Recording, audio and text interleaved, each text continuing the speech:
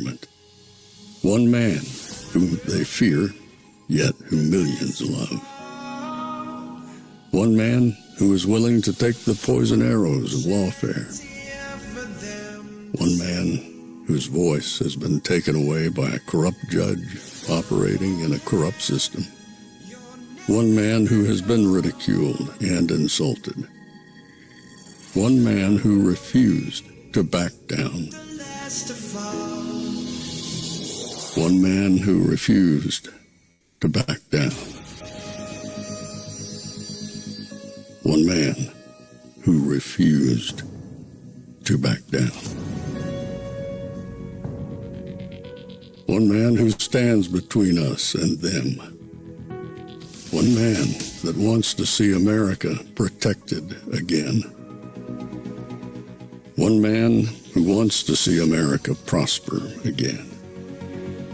One man who understands that a man is a man and a woman is a woman. One man who understands and protects the blessing of life. One man who wants to restore American exceptionalism. One man who once again wants to make America that shining city on a hill for all to see. A place where all the people of the world glowingly set their eyes upon. America. One man who unashamedly wants to make America great again. That one man is Donald Trump.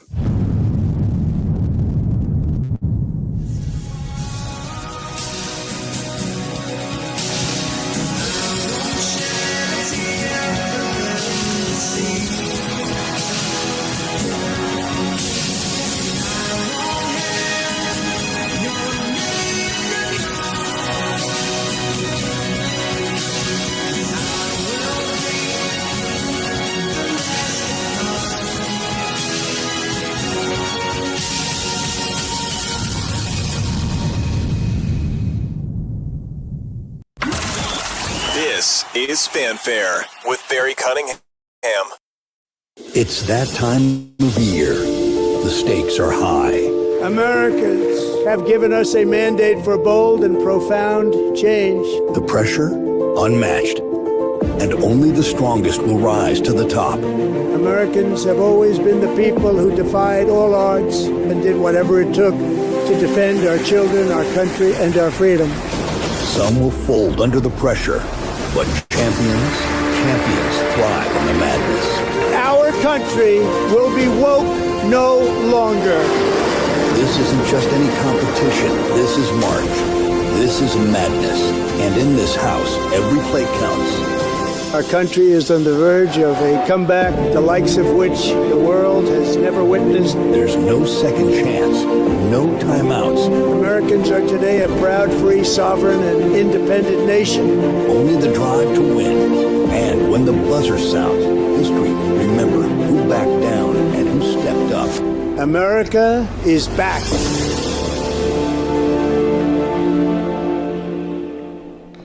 I love that. Absolutely love that. What's up, everybody? Sorry for the late start. Had some things I had to take care of with Robin this afternoon. And then as I'm getting ready to do this show, the heavens opened up and we got like a really bad storm in the area. So if something happens and I go poof and I'm gone, nope, it's not the guys upstairs. I have a pretty tame show today. Good show, but tame show tonight. But nonetheless, I can't control Mother Nature. I've got power surges. The house has got a power surge. But unless you've lived in South Florida, you ain't used to the stuff that happens down here when we have storms. So in any event, just wanted to let you know, in case I go poof, you know what happened. If you guys haven't had a chance to watch the earlier show, it's long. It's 3.5 hours. It's really long. But there's some stuff you may need to see in it. And tonight I'm going to make a couple clips and put them out. So if you can't sit through the entire 3.5 hours, you'll see it tomorrow in a couple of the clips I put, which isn't just the clips of Elon Musk talking. It also has my, a color analysis, if you want to go into sports realm. That being said, let's continue with this intro for tonight's show. course, sir. So this is an executive order, as you said, that deals with the ticket reselling business. For fans of live entertainment and for entertainers as well, the ticket reselling industry has become a huge issue. These people use bots and computer algorithms to buy up huge blocks of tickets and then jack up the price so that fans of live entertainers like Mr. Ritchie, I almost called him Mr. Rock, don't have access to concerts the way that they should.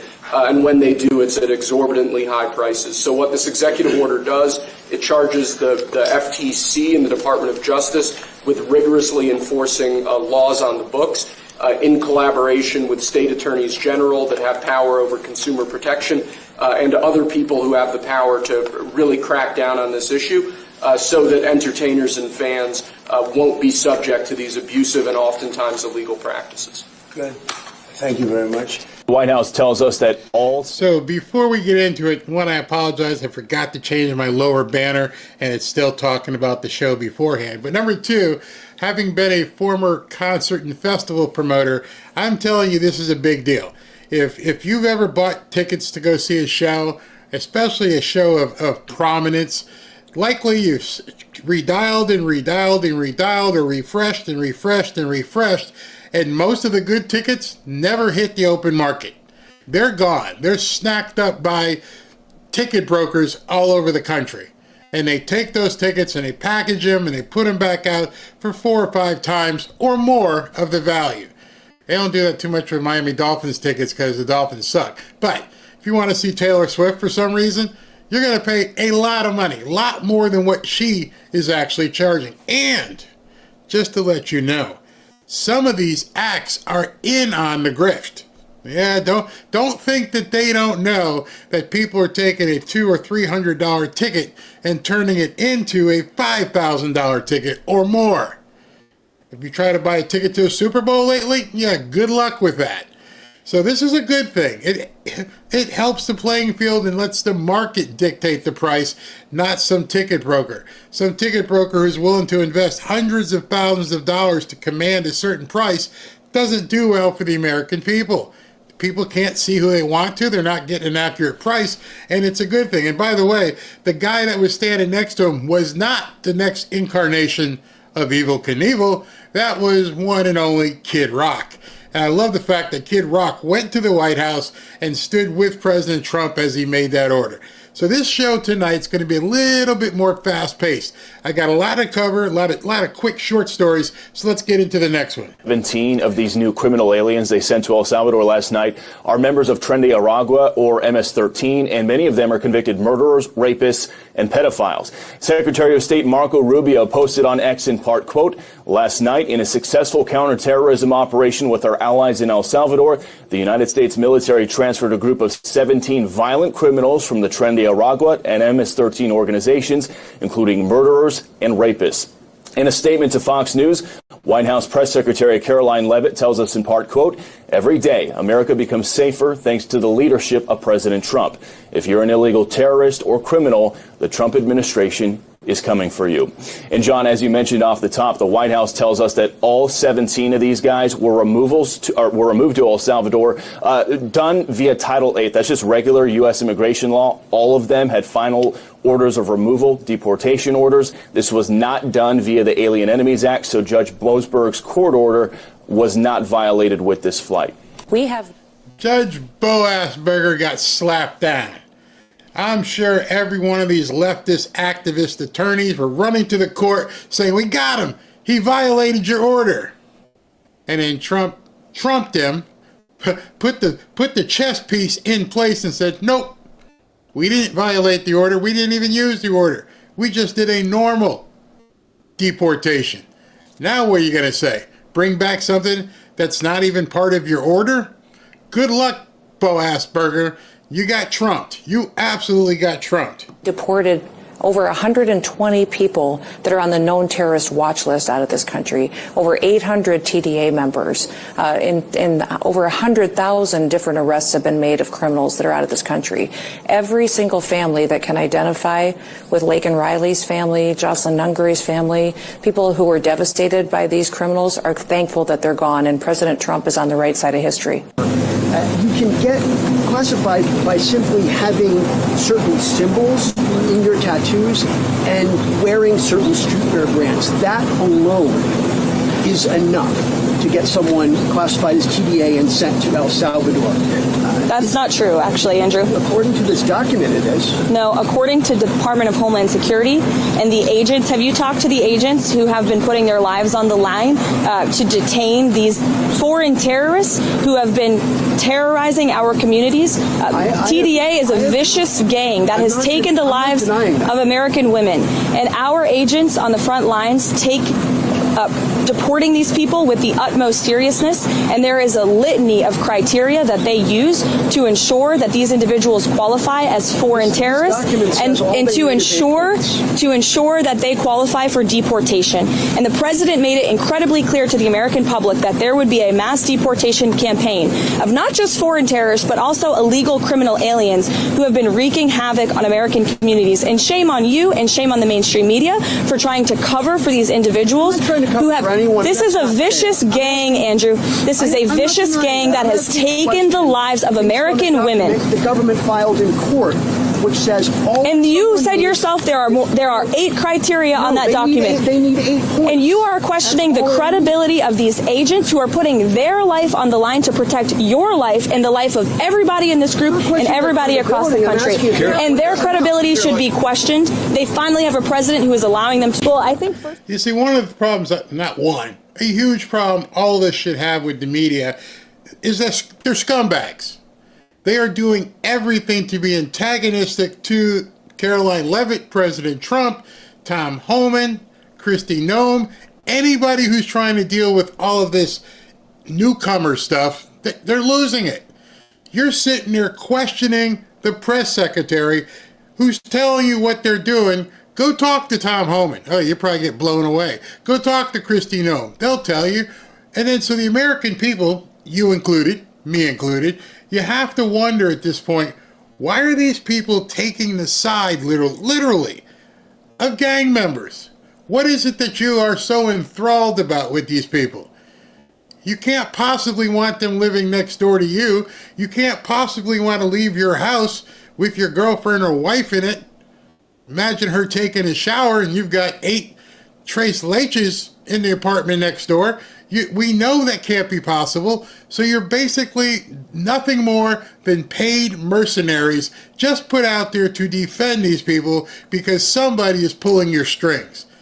And that was just, I don't even know which reporter that was, but even this was something that was on ABC News. Do they get a chance to prove that before you take them out of the country and put them into a notorious prison in a country that they're not even from? I mean, do they have any due process at all? Confident. Look, due process. Where was Lake and Ronnie's due process? Where were all these young women that were killed and raped by members of TDA? Where was their due process? Well, the people that did that should be prosecuted. How about the young lady that burned alive on a subway? Where's her due process? Well, sure. The bottom line is that plane was full of people designated as terrorists. Number one. Number two, every Venezuelan migrant on that flight was a TDA member based on numerous criminal investigations, on intelligence reports, and a lot of work. You see, these people don't understand what's going on. They don't understand the process. They don't understand the intelligence. They don't understand anything other than the fact, oh my gosh, they're deporting newcomers. That's all they care about. They are willing to go to the mat to protect newcomers, and they won't do that for Americans. Hardly any of them even covered Lincoln Riley. Just imagine that. Where are all the stories about Lincoln Riley and all the other women and young girls who have met their demise at the hands of these people? You don't hear from them. Why is that? Why is it that you do not hear from them?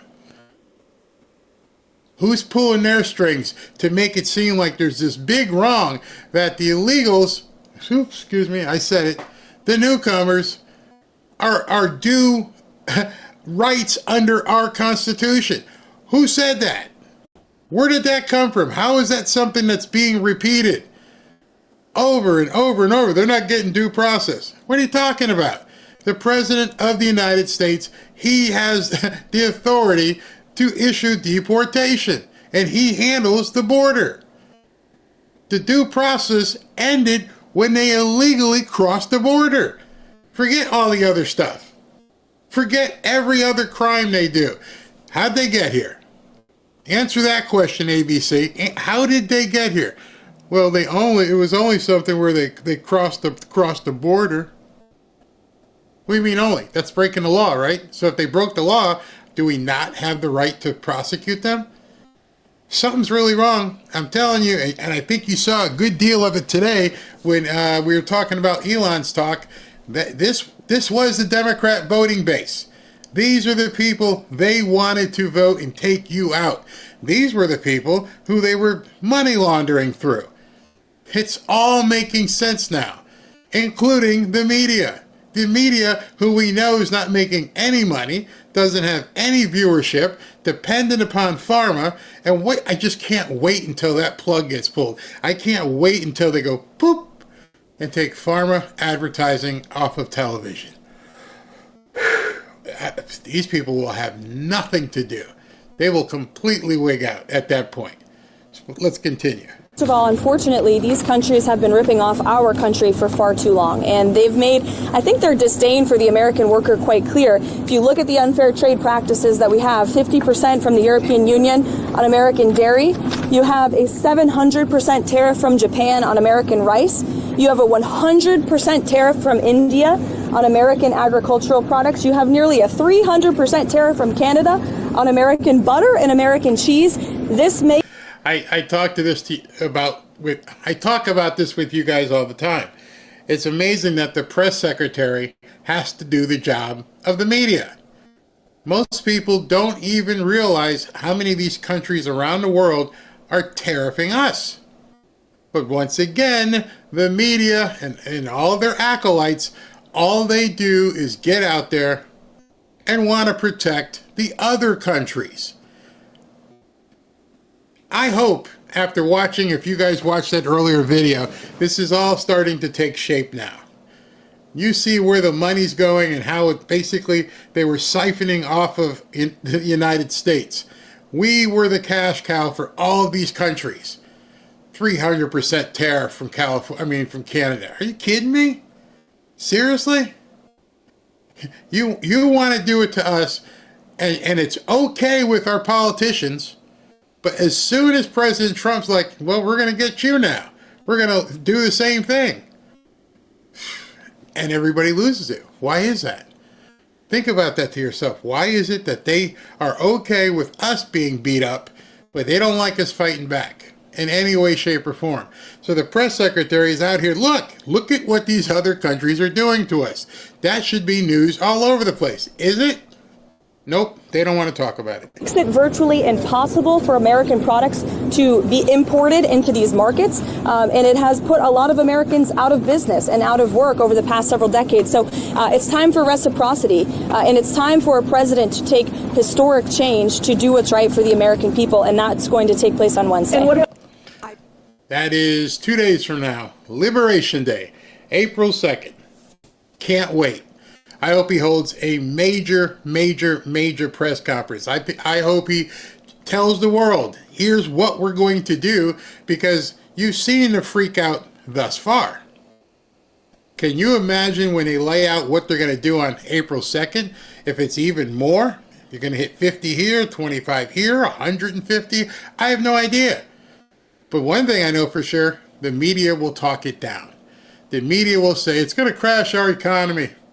People, your groceries are going to be through the roof, and the fear is all they have. Whether it be striking out at a Tesla dealership or making you think that you're going to economically implode from these tariffs. And President Trump will be there on Wednesday with a big smile on his face. Giant. I can't even imagine the smile that Harold Lutnick is going to have on his face. This is where it all culminates. You can't build something up like this and call it American Liberation Day if it's truly not liberational. So hold on to your hats. understand you're going to hear some crazy stuff on Wednesday. You're going to hear the media screaming from the trees on how bad this is for America and how Trump is, what's the thing like? Oh, he's turning his back on our allies. Yet our allies are the ones who have been charging us. Every time you hear that over the next 3-4 days about how we're going to take advantage of our allies, the first question out of your mouth to anybody is, what are they charging us? Because he's probably not probably, you can't do a reciprocal tariff on anybody who's not tariffing you already. You see how that works, right? I can't reciprocate if for some reason you're not charging me a tariff. If you're not charging me a tariff and we're working, that's good. That's balanced. But that's not what the media wants, and now you know that's not what the Democrats want. They want to drain you. Everything they've been doing for decades is to drain Americans. Bring you to your knees, pay 30, 40, 50% of your income in taxes, make you work from January to some people till April or May paying taxes. That's got to end. I want it to end. I want you people to be prosperous. I want you to enjoy life, not have to labor hard just to pay taxes for somebody else to get rich. I can't wait. I'm just waiting to, it's been, talk about no leaks. It's been so quiet thus far. Let me take a few comments. Not only have they been charging us tariffs, but also not paying for the protection. Yep, exactly. We have to do that as well. With the tariffs our allies have on us, sounds like they turned on us long ago. Good point. And it also means our government turned on us because they weren't telling you what these other countries were doing. I didn't know. I don't know if you knew. Did you know that other countries were whooping our butt and taking your money? I didn't know. Why did nobody stop? Why did nobody step in and say, this isn't going to work anymore? You just can't keep taking our money. Why was Trump the first person to say, hey, NATO, you got to pay your bills?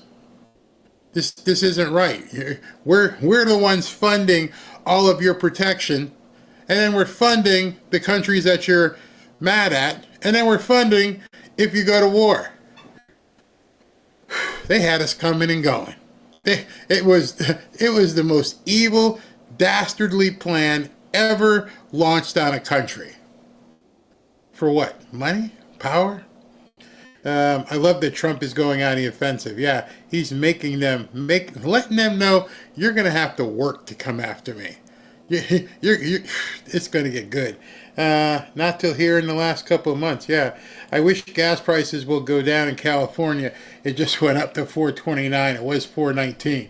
So what's up with this? Find out what your governor Newsom is doing to keep the price inflated. Down here in South Florida, very busy area. A lot of people drive. Our prices are going down. There should be no reason why gas prices are going up in your region. Do you think they'll come up with a cure for stupidity? Not likely. Not likely. I don't want to buy other countries' junk. Nope, I understand that. The Lord brought darkness into the light. Very well said. Very well said. Chinese buffets made in the USA should be fine. That depends on what's being fed on those buffets. Teresa Terry, I owe IRS since 2021 with interest still paying and it doesn't go down. That sucks. Once they put their teeth into you like that. Have you called any of these companies like Tax Network? Maybe they can help you. I heard it was the summer weather. I'm in Wisconsin. Our prices are going down here in Texas. Canada is no longer our ally. I don't buy that. Here's why I don't buy it. As soon as something would happen to Canada, or if Canada needed help, guess who they're calling? Guess who's going to answer that call? Even if we don't like their government, you know what's going to happen. We have to protect Canada because it's right there. So we can't let an enemy hurt Canada and try to come down through our northern border. Canada knows that. It's all political posturing at this point. Gas prices are down in Alabama. Notice what's going on? Gas prices going up in Michigan. Well, if they're going down in North Carolina and they're going down in Florida and they're going down in North Carolina, other places, and they're going up in, Michigan and California, what does that tell you? Somebody's manipulating something in those areas. Gas in Southwest Texas, $2.99. You see what I'm saying? It depends on what they're doing. Okay, here's Mickey says that's because there's a 10% tax added on in California. The way they voted, it was worded different, so the people thought they were voting no, and they meant yes. So you're getting an extra 10% tax in Texas? Man, oh man. You can't get out from under it. Wow. Yeah, the blue states are being taxed. They're going to keep doing, going down in Tennessee. So if you're seeing this, you're watching this, you're seeing these comments going down to 265 in Georgia. Wow. I'm looking at Katy, Texas went up a little bit. $2.99 in Connecticut. Whoa. Utah, $2.52. So overall, not being myopic and looking at one area, you can just see from people here, overall the prices are going down. Why they're not going down in certain areas, I would definitely check out what exactly is happening. And you know what? Go into a gas station and ask them, hey man, I heard people in Florida, I heard people in Alabama, I heard people in North Carolina are paying this. Why are we paying so much more? Ask them. The guys at the gas station, they don't have a problem telling you anything. They'll tell you, we're getting taxed here. Find out. Absolutely find out. So, I want to tell you something that really, really good happened today. You ready for this? Especially people who say that Pam Bondi isn't doing anything. Well, she is. Made it clear if you take part in the wave of domestic terrorism against Tesla properties, we will find you, arrest you, and put you behind bars. Today, I am proud to announce that the Department of Justice has unsealed federal charges against another Tesla attacker.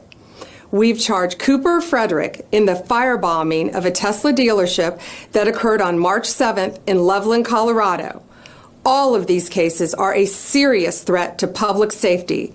Therefore, there will be no negotiating. We are seeking 20 years in prison. The crime was committed in Colorado, and thanks to the great investigative work by the FBI, the defendant was arrested in Plano, Texas. Let this be a warning. You can run, but you cannot hide. Justice is coming. So you got caught in Texas? Ooh, you should have stayed in Colorado. You should have stayed in Colorado. You might have had a chance with one of those liberal judges out there who would have, been active, being an activist from the judge from the bench. But you got caught in Texas? What in the hell did you go to Texas for? Boy, you ain't getting out for 10, 15, 20 years. If they've got the goods on you and you were firebombing and doing crazy stuff, you can cancel Christmas. You're going to go away for a long time. So those of you who are looking at Pam Bondi and saying, not much was going on, there's a lot going on. I've showed you the Department of Justice website before. There were some other arrests that they did today and announced. If I were you and you were wondering whether or not they were getting anything done, I would go here to their press releases and I would look every day in case you were worried that they weren't getting anything done. And then from here, Attorney General dismisses Biden-era lawsuit. Federal court shuts down Detroit tax preparers. That's today. Diopsis agrees to pay $14.25 million, alleged federal false claims, and on and on and on and on. Just in the last couple of days, 87 months for traffic in fentanyl, extradition of more than a dozen fugitives from 10 countries. I like this one. Former Colombian Navy lieutenant sentenced to 15 years for helping sell locations of Navy drug interdiction vessels to international drug traffickers. It's happening. Even if some of this stuff had started earlier, they're finishing it. And now with this, they told people, if you go ahead and bomb Teslas and do the stuff that you're doing, you are now considered a domestic terrorist. Good luck. If you get caught in a blue area, that might be the best thing that could happen to you.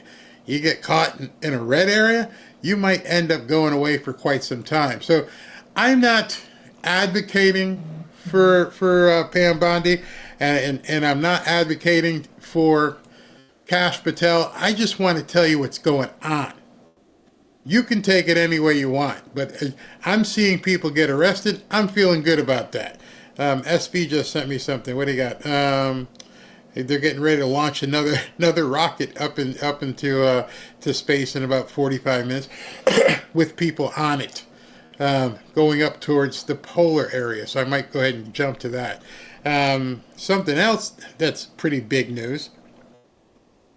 President Trump will be visiting Saudi Arabia, Qatar, and the UAE, basically all the countries that are investing the most in the United States. From the article, Trump says he will likely visit Saudi Arabia, Qatar, and UAE. Let's say where, does it say when? Within the next month, maybe a little bit later. He said today, we're going to go to Qatar, probably stop at UAE. The three of them, as CNN reported earlier, the House is considering a potential Saudi Arabia trip for Trump, but an unknown official plan is not set in stone. Last time he went, we agreed to spend close to $1 trillion of money in our American companies, which to me, it means jobs. Contrast what you've been seeing versus what you didn't see. Trillions of dollars of investments coming to America, newcomers being deported. Wait till you see what happens on Wednesday. So much stuff is happening in such a short period of time. We are still little over 2 months into this administration. And it just seems like it's been going on for weeks. That's all it is. It's just weeks. I know some of the Democrats probably think like, wait a minute, is it 2026 yet? Can we do something? No, just enjoy it, people. Just enjoy knowing they got nothing. And the more I think about, I mean, today I was walking around, I was thinking about all the things that were happening and what Elon and Mr. Garcia had found. You watch the video, you'll know who he is. And it really sunk into me today that they really, really wanted to destroy this country. And they were there. They were absolutely there. They were going to do it. It's pretty sickening. Later on, I got a huge announcement.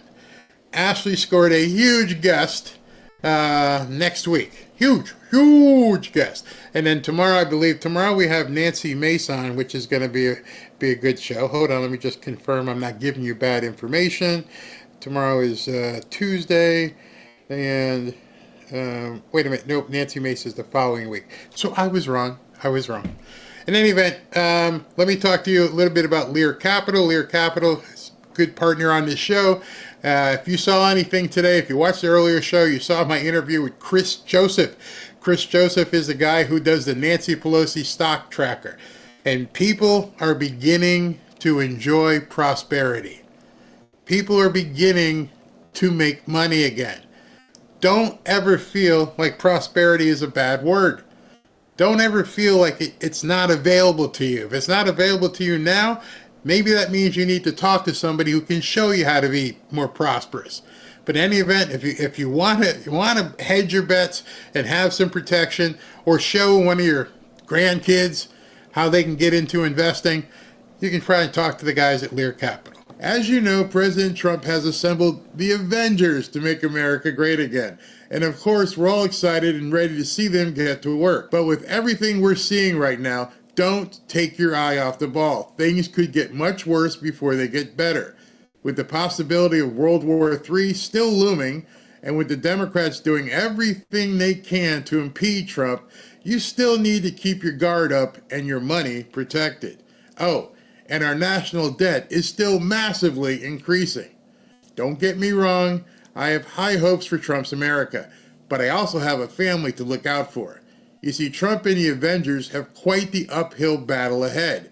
That's why I'm making sure I'm protected, and I'm recommending that you do the same. One way to be protected is by diversifying your portfolio. That's why on this channel I've been happy to partner with Lear Capital. As you know, I've been involved in real estate for quite some time, and although I dabbled in gold and silver, Kevin and his staff at Lear have helped to educate me even further, especially in regards to silver. Give Lear a call today and they'll show you how easy it is to move some of your savings or your retirement account into gold and silver.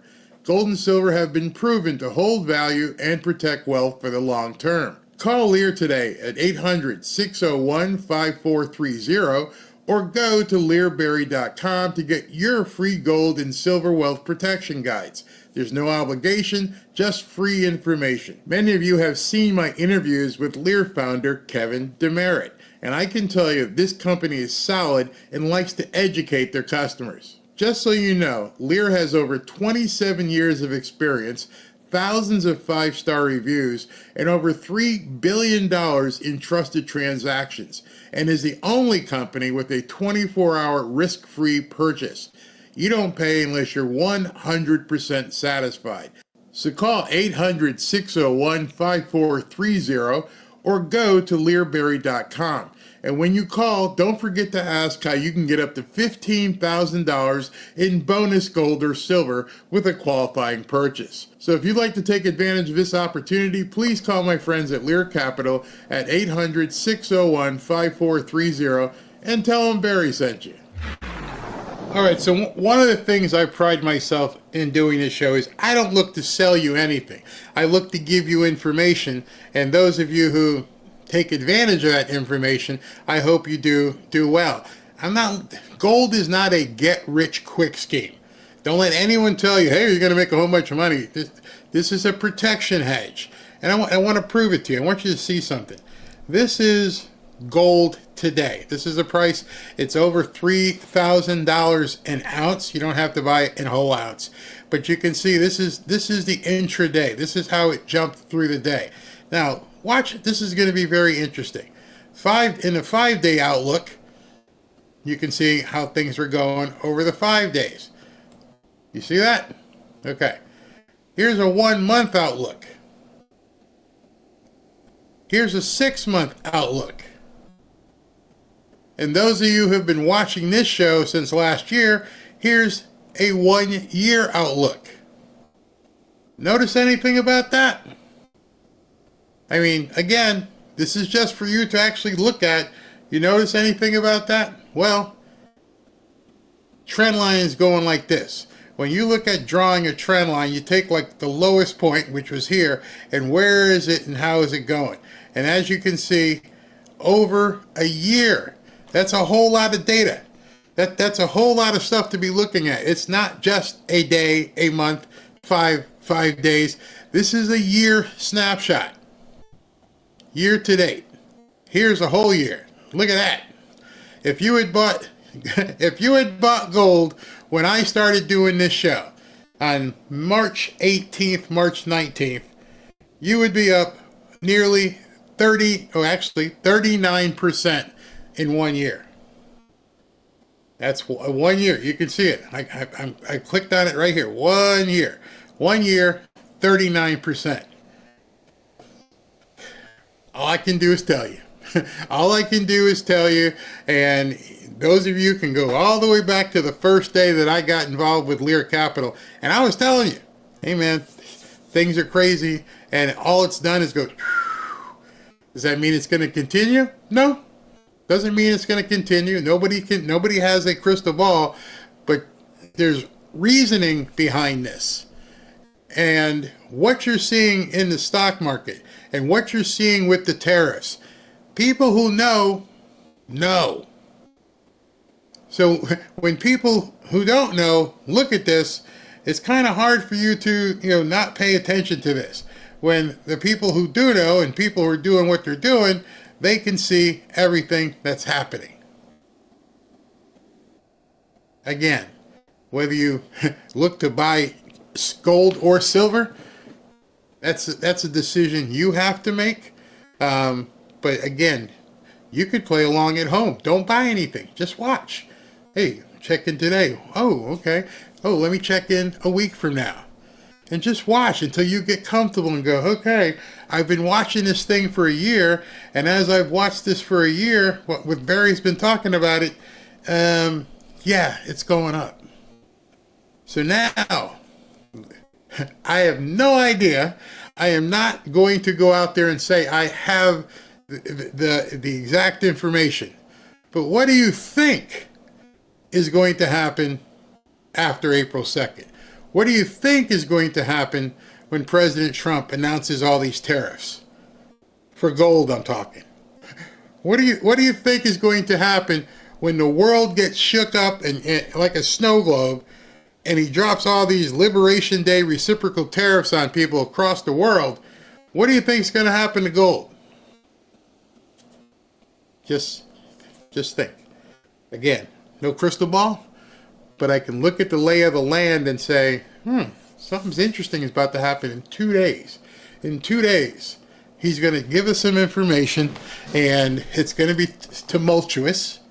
It's going to be volatile. You're going to see the Dow go up and down and up and down, and then just watch what happens with gold. You don't have to do anything. Just watch. Barry, did you see where some Republicans were freaking out how the tariffs will hurt their constituents? Let it happen. Just keep your eyes open. Keep your eyes open and listen and just watch what they say. There's going to be so much manipulation over the next 4 or 5 days. Just watch. Stay tuned. Sorry, Barry, but Pam hasn't done anything except run her mouth. What about the death threats made on Musk and Trump? How do you know she hasn't? Dude, she just came out and they just arrested a Tesla terrorist. What do you mean, nothing? Sorry. I don't know what you're expecting. Remember, he's only been in office 2 months. She's only been in office less than that. Dan Bongino's been in office, since the 17th? Kash Patel. What did you expect was going to happen in less than 2 months? Expectations, babe. Expectations. Let's see. She's been working her butt off. What the hell are you talking? Yeah. I don't get it. I don't get it when people say, "Oh, she's not doing anything." Trust me here. You work for Donald Trump, you're doing something. If you've been hired to do a job by Donald Trump, there is no way in God's green earth that you're not doing something. That much I know. There's nobody going, "Hey, I don't feel like doing anything today. What do you got? What's for lunch?" Nuh-uh, that ain't happening. And that shows how little you believe in him. If you believe that President Trump put in Pam Bondi, Kash Patel, and Dan Bongino, and you're doing nothing, that's on you. That's on you, bro. That's absolutely insane.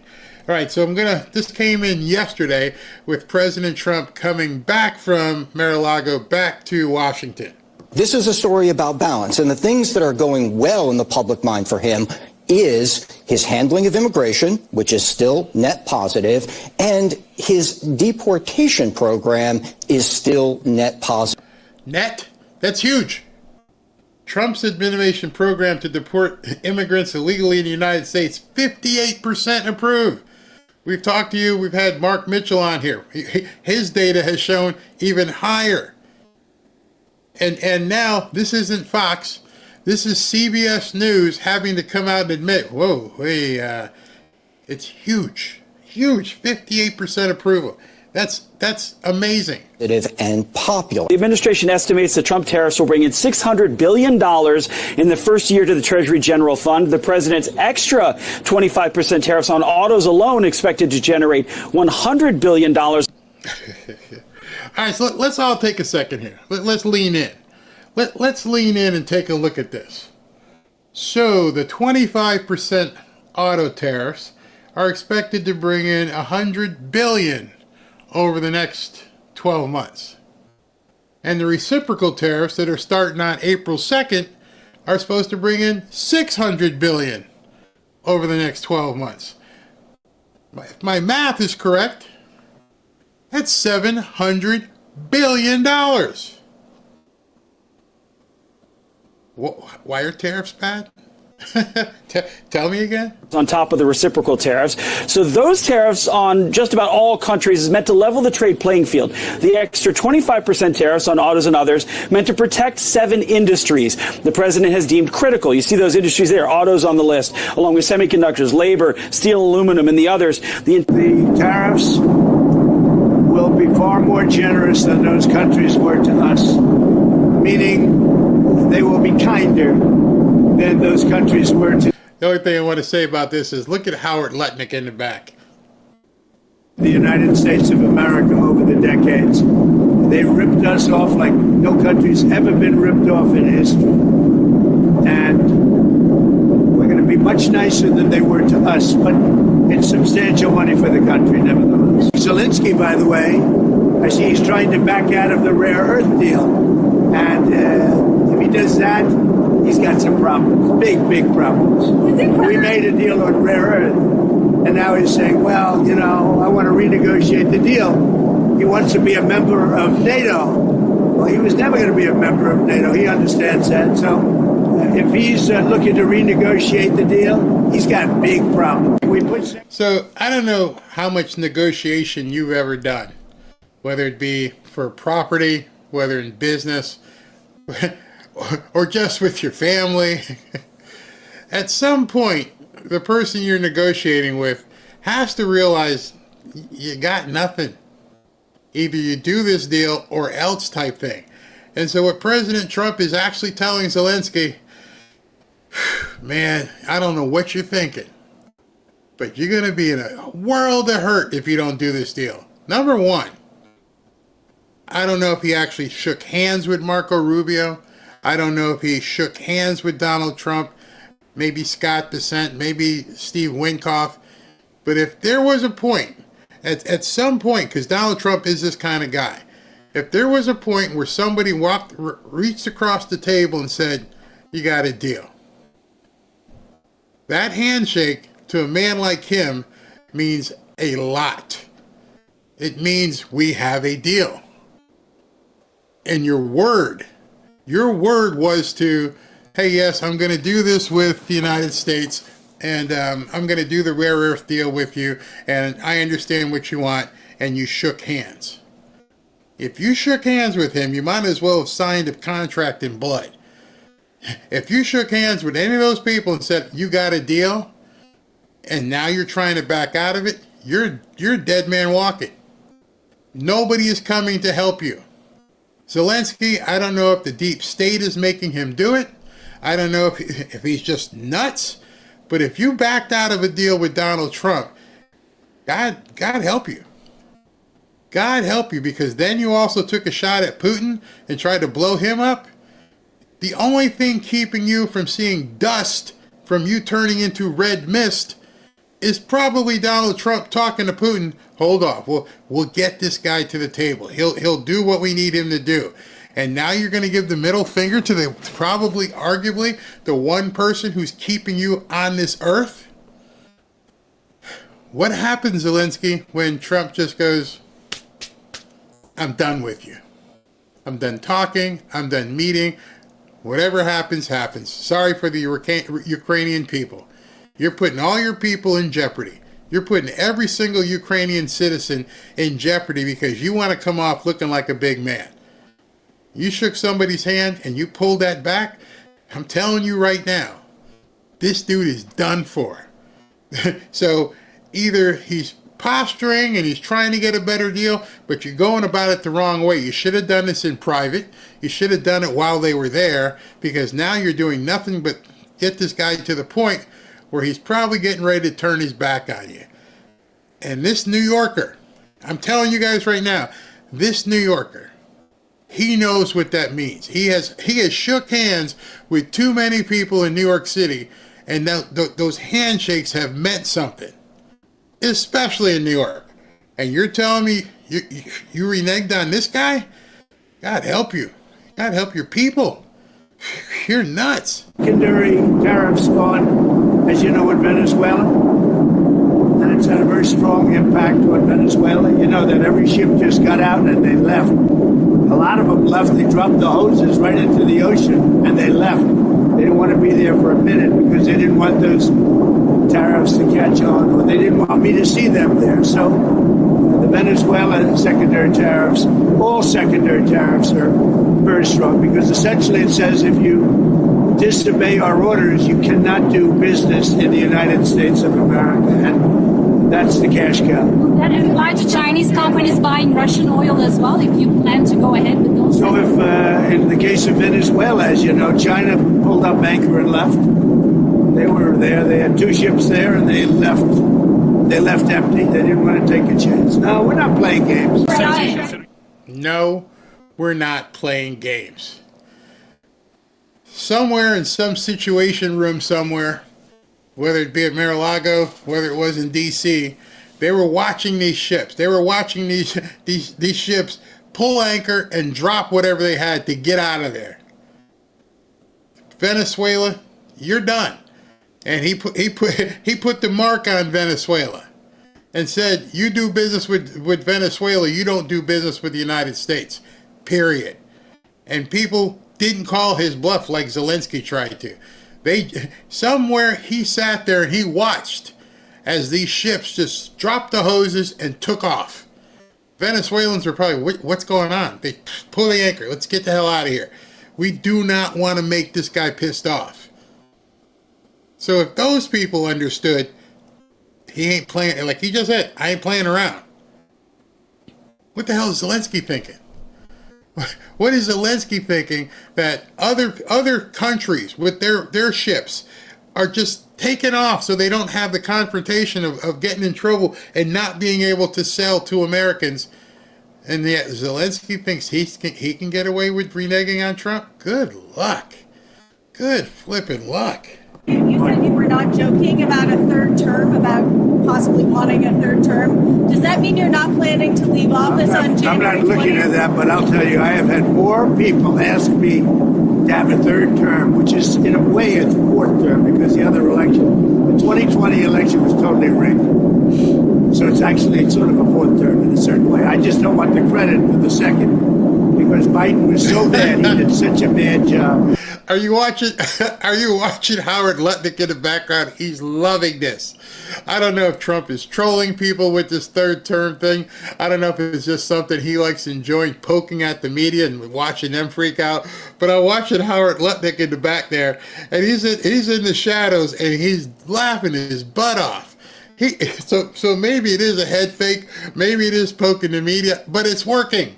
It's working. And I think that's one of the reasons that I'm popular, if you want to know the truth. I think I'm popular because we've done a great job. I think we've had the best almost 100 days of any president. And most people are saying that. And it's an honor. We're bringing back our country. We're respected as a country again. And we're strongly respected. And people are amazed. I was with some very important people today, and they said that they've never seen a turnaround of a country as fast as this. Even look at our border. We have nobody coming in. And you can come into our country, but you have to come in legally. But we have nobody coming in to our country. It's almost shut down. They've never seen anything like this. Is that an appropriate precedent? Limits a president to 2 terms. Is it your understanding that they have to I don't even want to talk about it. I'm just telling you, I have had more people say, please run again. I don't even want to talk about it. It's driving them crazy. Like we've said so many times here, you got the President of the United States standing in front of you. With all the stuff in the world going on, you're playing into this and you think it's a big story 2 months into his current term, whether or not he's going to run again. How's he going to do it? What's he got in his mind? And I'm like, come on, people, wake up. Nobody cares about this right now. It's still 2025. He's been in office 2 months. And that's what these people are focused on. They said, we have a long way to go before we even think about that. But I've had a lot of people. Yeah, go ahead. Did you have something? Yeah, I just wanted to ask, do you think that's an appropriate precedent to set, even if it wasn't you in this position, to see a president serve a third term? I don't want to talk about a third term now because no matter how you look at it, we got a long time to go. We have a long time. You know, we have almost 4 years to go. and that's a long time. But despite that, so many people are saying, you've got to run again. They love the job we're doing. Most importantly, they love the job we're doing. Oh my goodness. Is it real? I don't know. I don't know. But I just think this guy's the most epic troller ever. All right, so right now I can tell you who the new guest is that Ashley just signed, because we're just talking about Trump just now. So I don't have the actual date in front of me yet. I believe next week, maybe the 7th or the 10th. But Ashley just signed, not signed. Nobody signed no contracts. I'm sorry. Well, I'm going to announce it because it's going to make me smile. Laura Trump will be on our show. Laura Trump will be doing our show next week or the week thereafter.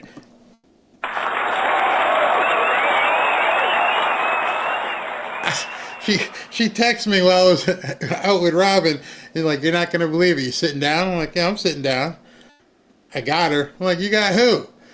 Laura Trump. And I literally dropped my phone. I dropped my phone when she said she got Laura Trump to come on her show. And I'm like, well, if she got Laura Trump, then she's like one phone call away from Eric Trump, and then she's probably one phone call away from Donald Jr. Hey, you gonna get us in the door, honey? Like, OMG. I cannot even believe it. In a year, we've gone from no videos about Trump to interviewing Laura Trump next week. I beside myself. And the reason I'm saying it is not to brag, not to, drop names. I'm doing it because I am so thankful to all of you. Every single one of you who watch our videos, who join our X group, who do all these things, you made it happen. The Fanfare family, and how great you all are in terms of accommodating guests and talking to people. It's simply amazing, and you got us to this point, and I think we're about to take off. I think the rocket ship, we're going to strap in, and we're going to have an awesome next couple of years. God willing, we're all still here and healthy. This is going to be the next step for us, and I'm so psyched, and I'm so happy and so proud of you people and what you've done to get us to this point. Am I making a big deal out of it? Only because of one thing. Everybody else I survey, doesn't matter what name it is, all of them have been doing this stuff for years.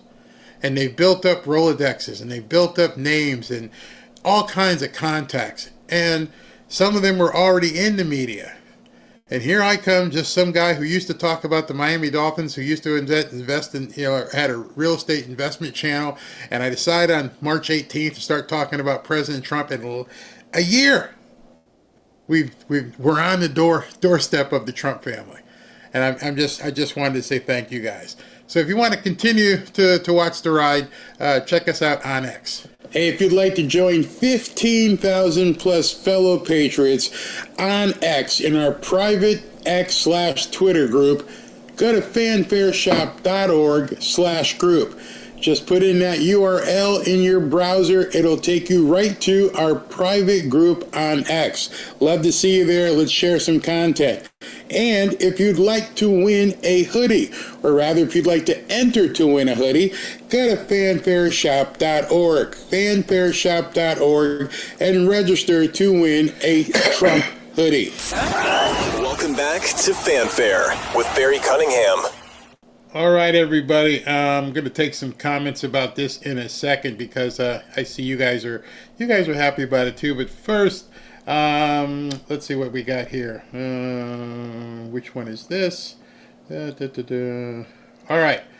Let me talk to you about Patriot Addict as soon as this thing registers.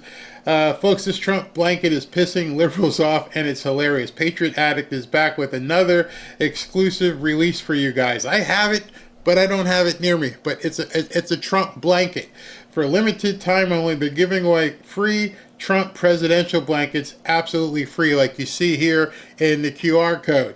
No hidden charges, no recurring fees, none of that BS. Just cover a small shipping fee and it's yours. This blanket is gorgeous, thick, warm, and decked out with Patriot pride. Just imagine wrapping yourself in it every night. It's more than just a blanket. It's a bold symbol of America's comeback and real leadership. I'll have it tomorrow. I will show it to you in person tomorrow. Let's be honest, it drives liberals absolutely nuts every time they see it on your couch or hanging in your home. Patriot Addict is doing this to show their support for Trump in these challenging times and to make room in their warehouse. But this offer is only available for Barry Cunningham's Fanfare viewers, and it's moving fast. Don't wait. Scan the QR code right over here or head over to the link pasted in the chat to claim your Trump blanket before they're all gone. Again, just scan the QR code and grab yours today. Now, I want to tell you something. Some people have hit me up on X and said they didn't get their knife, or they didn't get the mystery box the way they didn't. That doesn't do anything, because sometimes I don't check X. So what I need you to do, if there's a problem with your delivery, if there's something that you wanted that you didn't get, email me. The mods have the email, showmail@fanfareshop.org. If you go ahead and send me an email saying, hey, something's wrong, I didn't get the right order, there's a mistake. Customer service in e-commerce is big. But the people who are sending this don't see what's on X.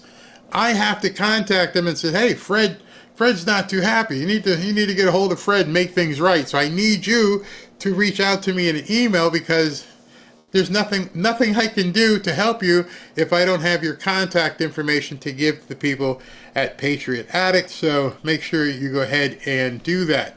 That's very, very, very important. Sean Ruckus, Barry starting from the ground up, has made it. I don't know what made it means. Maybe the fact that certain people are picking up the telephone now might mean made it, which is possible. But earlier discussion we had Chris Josephs on, and we were talking about how much it takes to start something.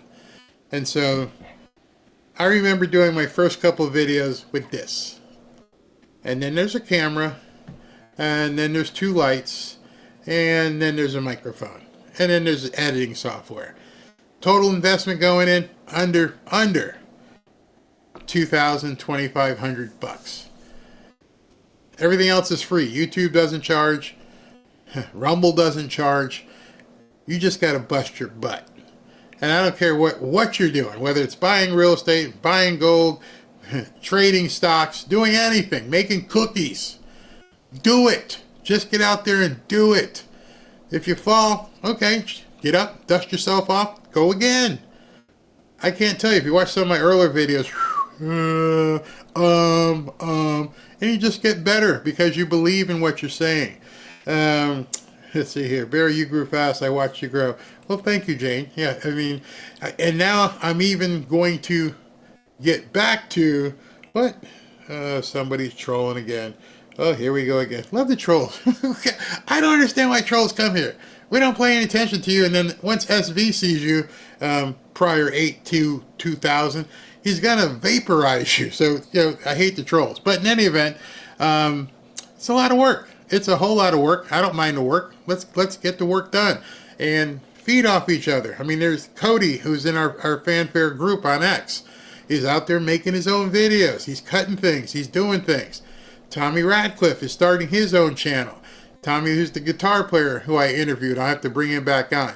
So people understand that first step is challenging, but go ahead and do it. I never in my dreams thought we'd be talking to anybody whose last name is Trump. And now we're going to be talking to Laura Trump, and I hope all of you show up, because the next thing I'm going to say, Ashley, now you got Laura, let's go. We got to get someone else. Don Jr., fine. Eric, fine. Then the big man. We're going to have to get him. All right, so let's continue. Moving quickly through this show. This is the 10, but it's a little bit longer of a 10, so let's do this. Here's the 10 spot. 10 stories that you just gotta hear. Number 10. This White House's effort to reshape government, to reshape culture, is total and complete. And I think the point of this administration is what Donald Trump promised, is retribution. The point of it is that kind of get back for a group of people who feel as if they have been targeted over the last several years. And they see that as greater than the point of calibrating to the median voter, right? So sometimes when I go back to some of these officials and I'm like, I hate when people say, right. No, not right. Not right at all. We don't care if there's retribution. Do you have any idea what some of us went through? Do you have any idea how so many people were kicked off of Twitter before Elon Musk bought it? Do you have any idea what people like me, how we were told we were second-rate citizens and to get off of Facebook? You have any idea? No, you don't, because you people got to say whatever you wanted.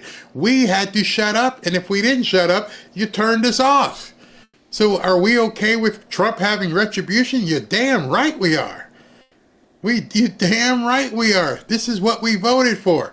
We wanted him to get in there and level the playing field. I'm not sure if the voters wanted these tariffs. I'm not sure if they will basically say, well, what's the big deal? Like, we'll lose some House seats. And so I think that people need to see this as a broader project about executive authority, about a broader project about retribution. And so what he's doing is somewhat what he promised. Like, it can feel kind of glib to say that, but I'm like, this was the point. And for a lot of people, and particularly folks I met on the campaign trail, there was a lack of belief that Donald Trump was serious. Mm-hmm. And I think... You know what?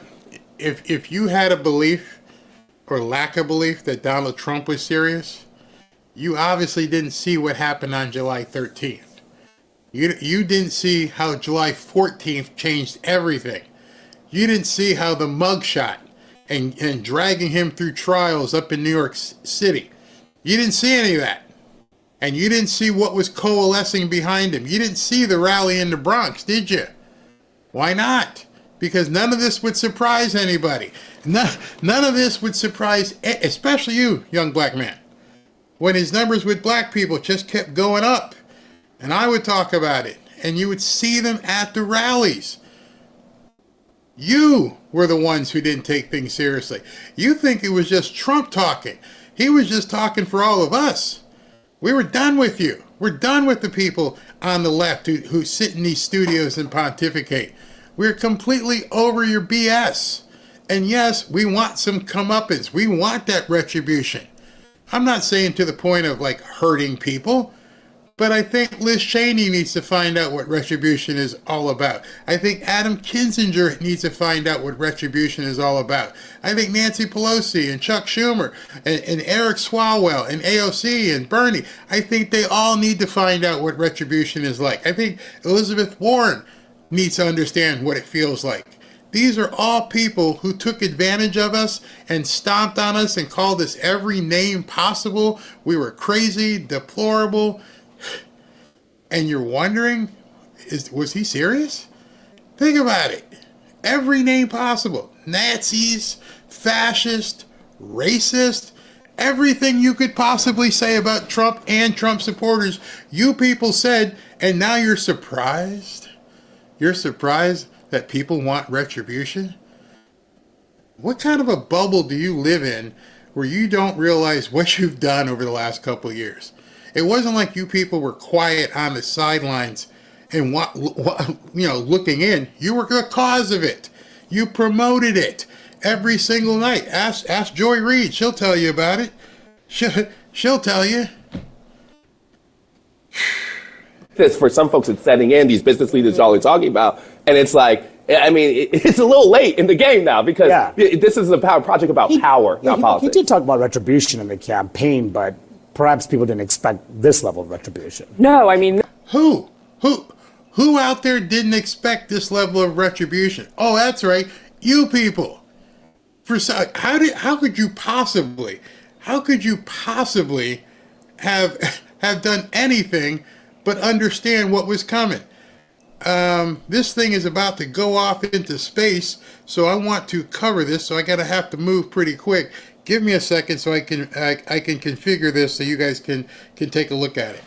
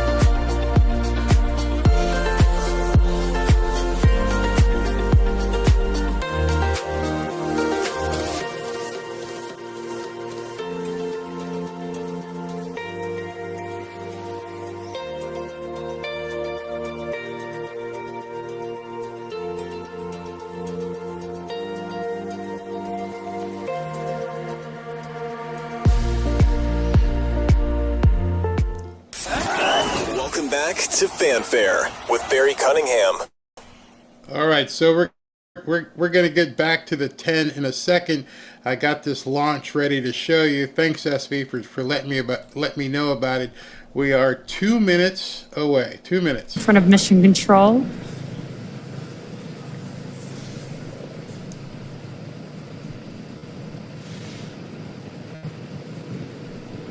Stage 2 LOX float is complete.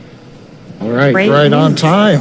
Yeah. It's getting pretty exciting here as we get just under a couple minutes away from. So you see all that lightning going on? That's what we were dealing with down here as well. So in a minute and a half, this thing is going to blast off. If you're anywhere close, walk outside and look up, because you're about to see a firework of epic proportions here.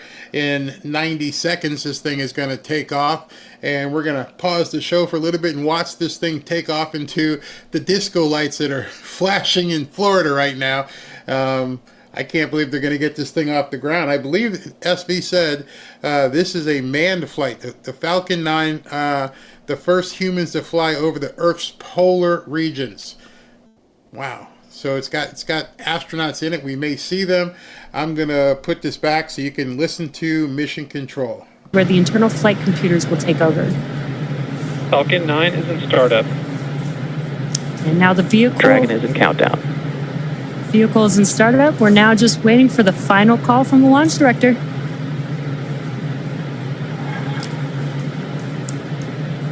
Dragon, SpaceX. Go for launch.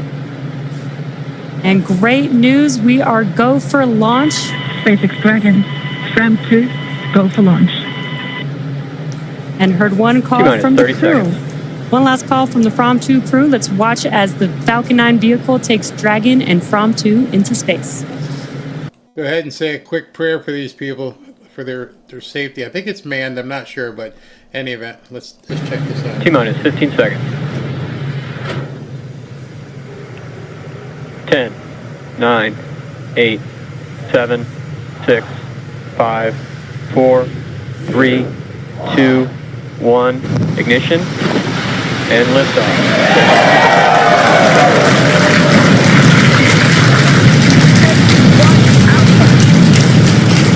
Copy, 1 Alpha.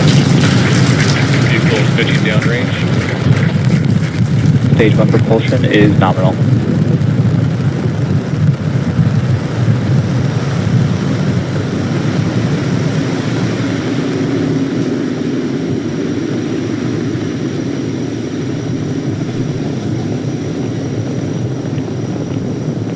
T plus 35 seconds into the From 2 mission, the first ever human spaceflight mission to cover the poles.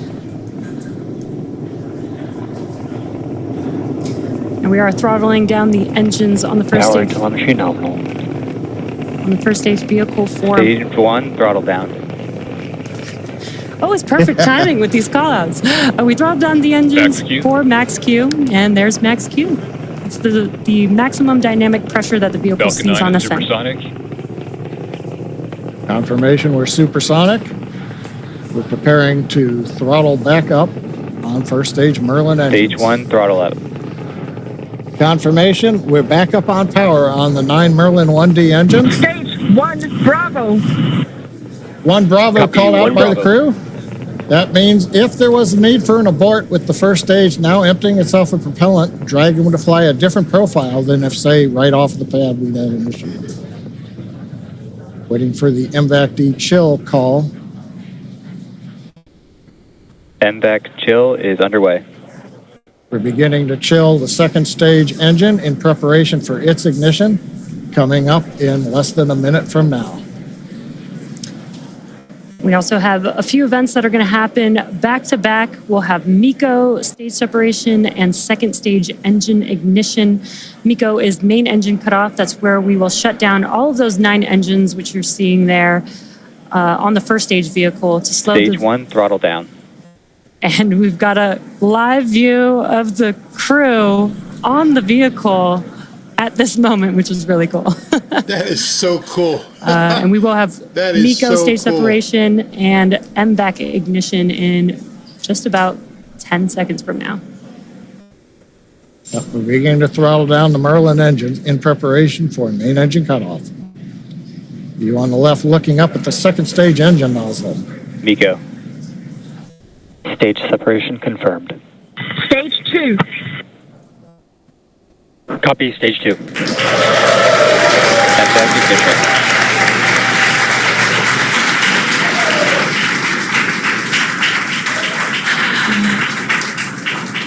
And there we just saw MECO stage separation. The MVAC engine has ignited, and we've also started the boost back burn on the first stage, which you can see there on your left-hand screen. Anna and Sarah, those were a lot of dynamic events that just happened right now that the From 2 crew is experiencing, but you guys also got to experience that. Yes, I remember. Now we're in stage 2, and I remember that slow buildup of G-forces during this stage. The first stage, the G-forces come on fast, but the second stage, they're a bit slower. And so right now, you're starting to feel it come on faster and faster, and you feel that pressure into your chest. You feel yourself being pressed into your seat, harder to move your hands up. It's an exciting ride, and you see the minutes counting by until the moment that you know you'll be in space. Yeah, you're right, because Dragon SpaceX, trajectory nominal. good call out from Guidance Navigation Control Officer. Trajectory is nominal for the crew. Dragon, copy. And Commander copies that call out. But yeah, you had a good point. Well, we talked earlier, the second stage engine's over 200,000 pounds of thrust. There's more than 200,000 pounds of propellant, so when it first lights, it's not accelerating very rapidly. But Sarah, what's it like when you get near the end of the burn? We heard Bob and Doug back on Crew Demo 2 call it like driving down a gravelly, bumpy road at high speed. It's definitely more, maybe a little more vibration than first stage because the engine is so much closer to the spacecraft. So you absolutely feel a difference in the sensations you experience when you're riding on the second stage. Cool. I'm sure the From 2 crew is feeling something similar. They're still inside of Dragon, which is still attached to the second stage, and on your left-hand screen, SpaceX, trajectory nominal. on the left hand of your screen, you can see a view of the MVAC engine ignited. But coming up in a couple of minutes, we'll have the entry burn on the first stage, which is currently making its way back down to Earth. And we did perform a boost back burn on this one. Yeah, we did a one-engine boost back burn. We didn't have, normally when you launch to the east or northeast in a crew mission, you take advantage of the Earth's rotational velocity. But in this case, we're pretty much going straight south, and so you don't get that eastward velocity.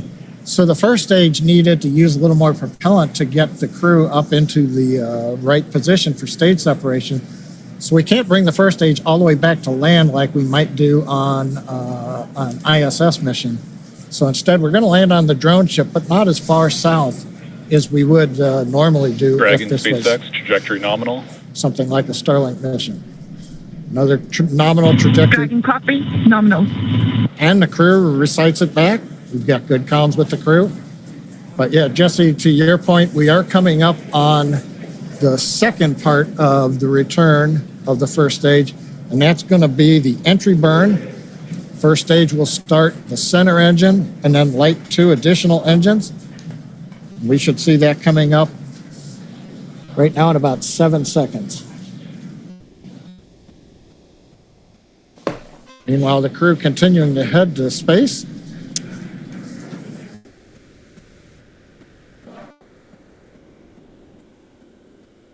During this time, we would continue to monitor the altitude as the vehicle kept rising and rising. Yeah, you got the displays there where you guys can monitor that during the launch. Dragon SpaceX, trajectory nominal. And we did see on the left-hand screen that the entry burn has begun. Copy. Nominal. Entry burn did complete. We didn't hear any call-outs, but we do have a green screen here. We have a good entry burn. Second stage continuing to head towards the separation orbit. First stage heading to the drone ship. Stage 2 FTS has safed. We are expecting the landing burn on the first stage to occur in about 20 seconds from now. That'll just be a single engine burn on the vehicle. Once again, the M1D engines have about 190,000 pounds of thrust, which is just enough to slow the vehicle down just in time for landing. Copy, Panama. Another abort call out on the second stage. You're going to the space station, you hear it called Shannon. That tells you where you can reach if there's a problem right now.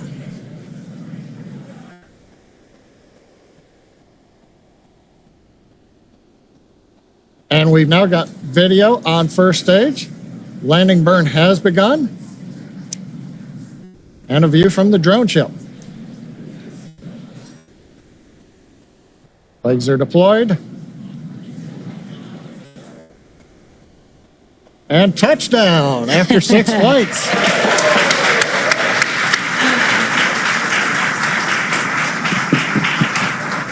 And the booster that has taken the From-2 crew out into space has now made it back to Earth.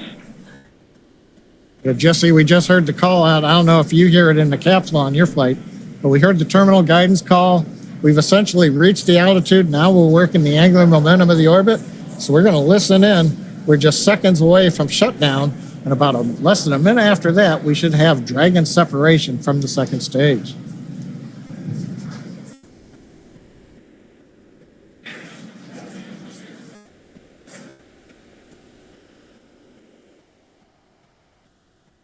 MVAC shutdown.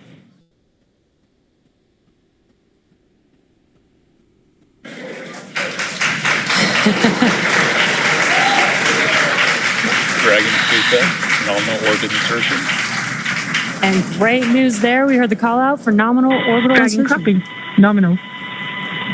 Dragon copies nominal. Launch escape system disarmed. Oh, another good call out. They're in orbit where they want to be. They've disarmed launch escape system. Doesn't need it anymore. We're 191 kilometers up. We've got the view of the crew. Right now, Dragon, or the second stage, is going through a very short period. We're making sure that we're pointed in the right direction. We've got the engine shut down, purging gas, and it's separation.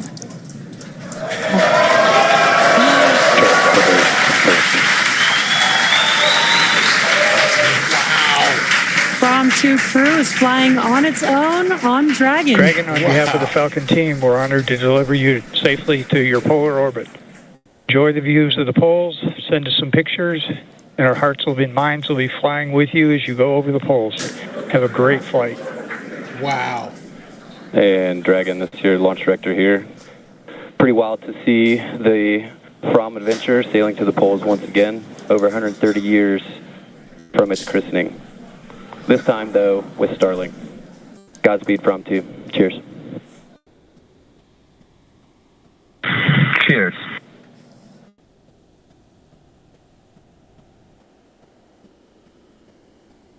SpaceX team calling up to Dragon. What you're seeing right now, the shots of Dragon, that was the Draco thruster checkout. And there's the crew. And a teddy I bear. think Jesse and Sarah on the right next to one of the small crew windows. That's probably their zero-G indicator, as we call it. Yeah, I can't quite make it out. Dragon SpaceX, nominal dehumidifier activation and service section Draco checkouts. Copy. Nominal.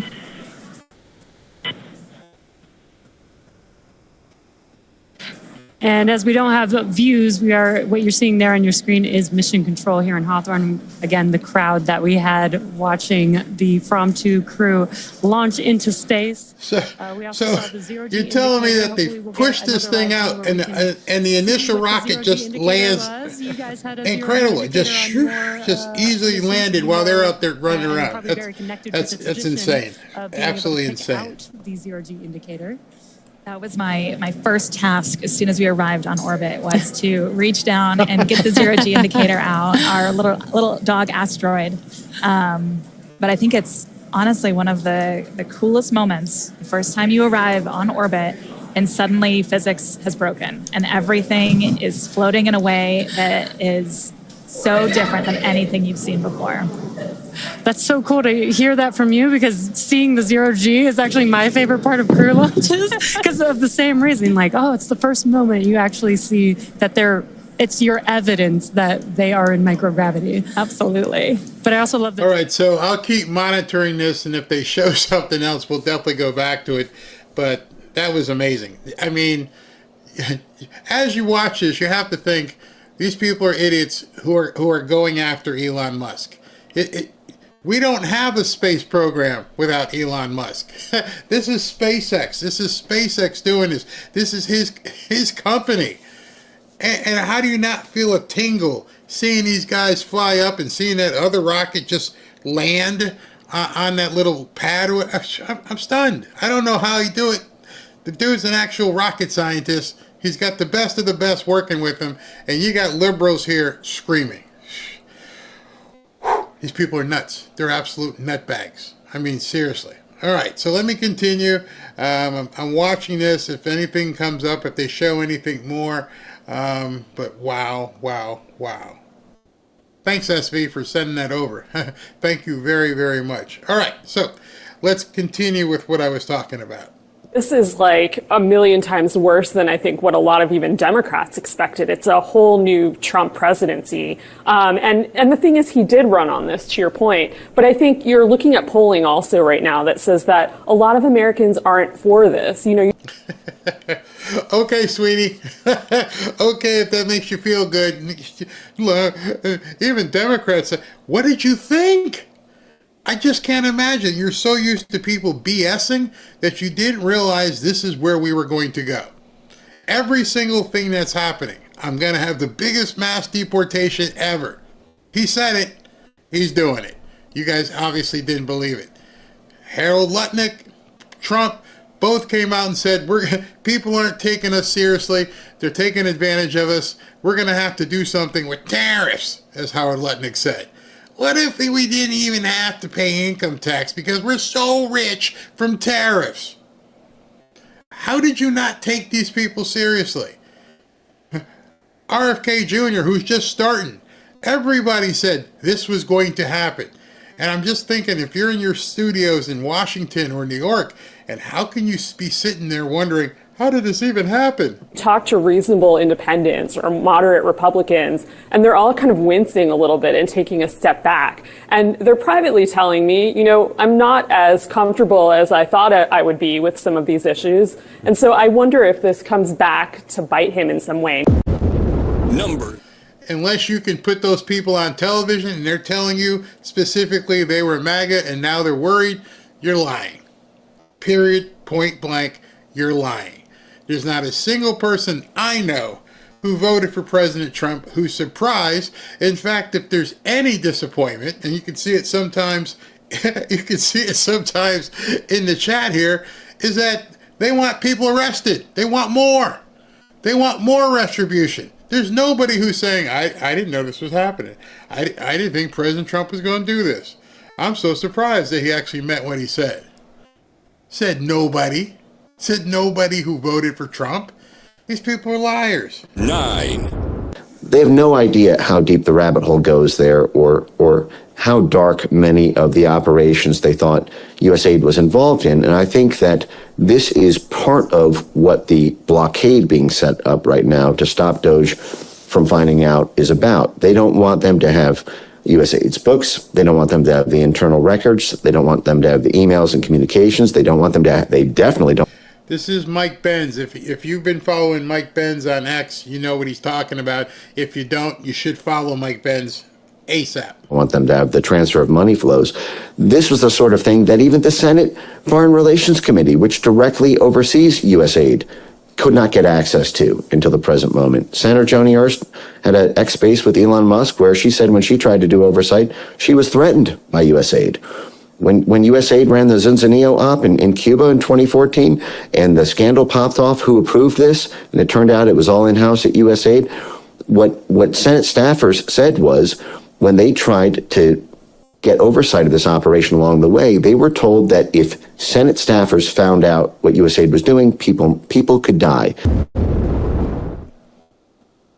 So this has been going on for quite some time. Again, stealing your money and funding all kinds of operations around the world. It was a not so well kept secret. People knew, but nobody dared go after them. You could end up like disappearing or something. And now this guy, President Trump and Elon Musk, two people who don't care, though I mentioned earlier, are impervious to this stuff, who have true FU money, they're coming in and going, we're taking this down. No, we did take it down. It's done. It's a shambles. They kicked everybody out the building and shut it down. That's why these people are freaking out. Number 8. But all of her evaluations from her managers have been stellar, the highest you can get. And yet she was fired by DOJ for poor performance, because legally that's the only way they can fire people who are probationary, by saying it's for poor performance. So there's a flip side to this. Do you balance the budget and cut the deficit by actually tackling entitlements, by looking at these tax cuts, much of which go to high-income earners? Or do you do what DOJ is doing, which is Larry, let me finish, I didn't interrupt you. Or do you do it by what DOJ is doing, which is firing veterans at the VA, people who work curing cancer and working on vaccines, right? They are going after government employees who make $50,000. When I watch these people, I just end up shaking my head going, it's not working, honey. You're trying to tug on the heartstrings of people by telling them that cancer screeners are being fired, and, veterans are being fired, and people aren't going to get their money. Just tell the truth. That's all you have to do. If you want to make headway on this thing, just tell the truth. Let people know what you really think, what's really going on.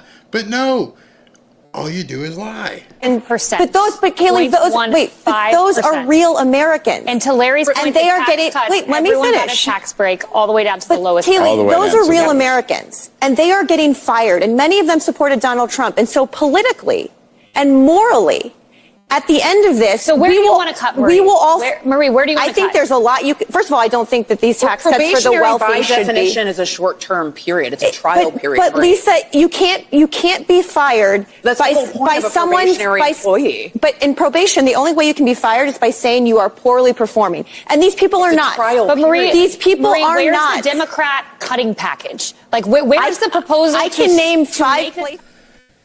This is what happens when you get into even a discussion with Democrats. They don't let you talk. They are so emotional. They have to get their point across. Hey, so where would you want to cut? Kayleigh McEnany just asked her, where would you want to cut if not cutting, staffing, which every company in existence does. Where would you want to cut if things you were doing weren't working? See, that she never said that. And that's one of the problems that people are having with the left, is they just think everybody should be employed forever, no matter what. No, it doesn't work that way. It's losing money. It's inefficient. It's bloated. Some people are going to have to lose their jobs. Point blank. That's how it has to be. We should cut. Here's the point. And do you think it's fair for America's toddlers to be saddled? Do you think it's fair for veterans to be fired by Elon Musk? Do you think that's okay? Do we all think that's okay? Look, the GAO, General Accounting Office. Do we all think that's okay? Are you okay with that, Larry? Listen, the GAO last year came up with the number of $535 billion in waste, fraud, and abuse. That's the GAO. That was during the Biden years. The GAO this year came up with a number, another $135 billion. What Elon Musk is discovering is no secret. The problem, Marie, is simply this. All these studies have been gathering dust on the shelves, and they have not been used actually to be implemented. But that's not what they're getting rid of. They're not. See what I mean? I know some of you guys get like, oh, enough already. No, the point of this and why it's important for you to understand that they don't feel, she was asked 2 or 3 times, they don't feel that anything should ever go back to the American people. It's all spend, spend, spend, spend, and then emotional when you try to be fiscally responsible. Hey, Marie, we can't afford this anymore. Where do you want to cut? If you want Charlie to keep having his job, we got to cut somewhere. Where do you want to cut? But we don't want to take anybody's money from them or their benefits. So what do we got to do? Because we got to cut. We can't afford this. They don't care. They don't care whatsoever. Rid of waste. Everyone. That's not what they're cutting. And you're on the wrong side of an 80-20 issue. That's not what they're cutting. We can bring up an anecdotal account from another network, and we can also bring up the 0.15% number of those who have actually been fired. And we can bring up the fact that Democrats have yet to put forward a plan to cut spending. Instead, they would like for my 2-year-old and 5-year-old to pay their debts. Ask yourself if that's fair. No, it's not fair. And that's the problem with the Democrat Party. People are like, this is what's always happened. Yeah, it's manipulation. Absolute manipulation. And people wonder why some of these countries are in a position they're in and why they tariffed America and things that they're doing. And now Trump is seeing all this stuff. The world, who ordinarily wouldn't have the ability to see some of this stuff, are just watching the cows being milked and the milk being thrown away. All for economic manipulation. Instead of just getting the product to market and letting the market determine what the pricing is. We're being played like marionettes. And all across our country, that's what's been happening financially. And of course, it's also what's going on in Canada. I'm not 100% interested in being like, ha, you're here, look at your stupid head, you're burned. I'm leaning in on this one. So this is a comedian who was scheduled to perform at the White House Correspondents' Dinner. And Trump team got wind of it and said, you serious? You're bringing this Trump-hating woman out to the White House Correspondents' Dinner? And you're going to have her not just do a Don Rickles type thing where you're making fun of President Trump. She is armed for bear, ready to insult him to his face. So Caroline Leavitt and the Trump team said, nah, we ain't having it. We're not having it. So they fired her. And then the media got all pissed off because she got fired. Why would they have even put this woman up as a possible entertainment for the White House Correspondents' Dinner? I care that, like, you're kind of a bunch of murderers. I mean, so, like, they were like, you need to be, equal and make sure that that you give it to both sides and blah, blah, blah. I was like, there's no way I'm going to be freaking doing that, dude. I think it's just that burns on Trump hurt badly. And then it trickles down to everyone who's around him. Because y'all also guilty.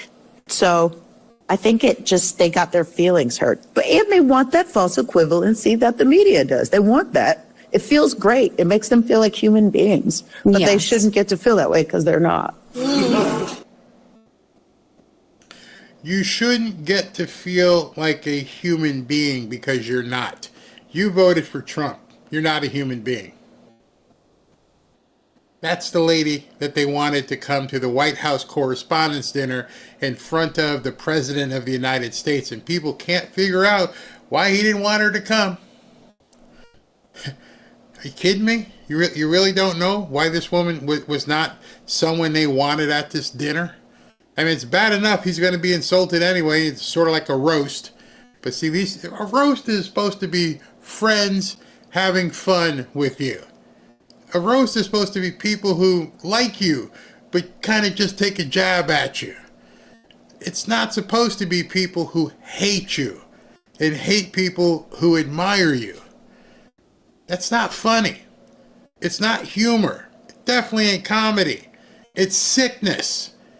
You think that we are garbage. You think we are deplorable. You think that we're the scum of the earth. You think that we're not even human. Why would I want to be around you?